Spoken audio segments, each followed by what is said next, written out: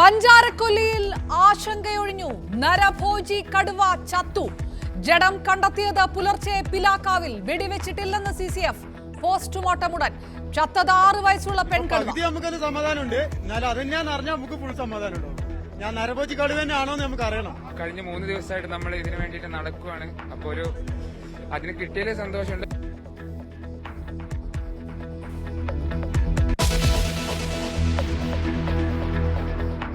സംസ്ഥാനത്ത് റേഷൻ മുട്ടുമോ? വ്യാപാരികൾ അനിശ്ചിതകാല സമരം തുടങ്ങി.